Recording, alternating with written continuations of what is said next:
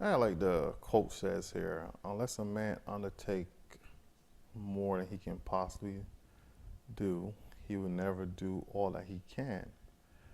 This goes a little about the topic that I'm writing about on this blog is Napoleon Hill 15's Law of Success lessons.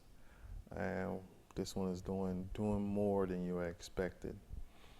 And, and you can look at this topic in different ways, but one of the key ways is, you know, and the example I use in my blog post, you'll see it's a simple example of sugar and someone borrowing sugar from you. Now, based on that, the average person you might say, they come the first time and you'll say, okay, they didn't say thank you. You think nothing of it. You don't make a big deal. But then they come a second time, again, they don't say that little simple thank you. Again, you don't make a big deal out of it. But how do you react when they come back a third time? You know, that's one example. How do you react at work? You have normally when you're at work, you have a group that's supposed to get some work done, a job done. And what happens? One person might be doing a whole lot, and then the others might be watching that person, but they resent the fact that that person is doing so much because they feel, I don't know if you ever heard the story about the crabs in a bucket. One of the crabs trying to get up, the other one pull them down. It's the same type of thing. You might be doing more than expected of you, but everybody else might be like, man, you better watch that. You're making us look bad. So what do you do? Do you scale back what you're doing, or you continue to keep on doing what you know is right to do? That's a dilemma that a lot of people face. That's just two examples of what this topic is about.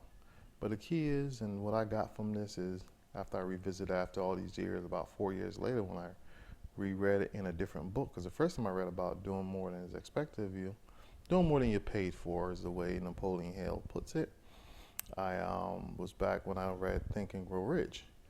Obviously, I'm continuing my education, so I'm reading 3 books right now, and Law of Success happens to be one of them. But doing more than you're paid for, that's the key right there. Do you want to get that positive vibe coming back to you? Because I believe the more you do, it's going to come back. More good things you do, because you can do good and bad, but the more good things you do, eventually that's going to come back to you. You don't know how it's going to come back to you. The key is, don't expect it to come back, but just know it will come back. I know that's kind of odd. Don't expect, but it will come back. And you don't know how it will come back to you, but it will. And it's also doing it without expecting anything when you do it.